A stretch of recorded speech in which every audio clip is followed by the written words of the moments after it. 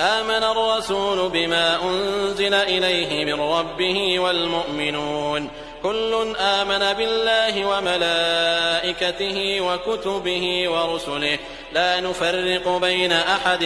من رسله وقالوا سمعنا وأطعنا غفرانك ربنا وإليك المصير لا يكلف الله نفسا إلا وسعها لها ما كسبت وعليها ما اكتسبت ربنا لا تؤاخذنا إن نسينا أو أخطأنا ربنا ولا تحمل علينا إصرا كما حملته على الذين من قبلنا ربنا ولا تحملنا ما لا طاقة لنا به واعف عنا واغفر لنا وارحمنا أنت مولانا فانصرنا على القوم الكافرين.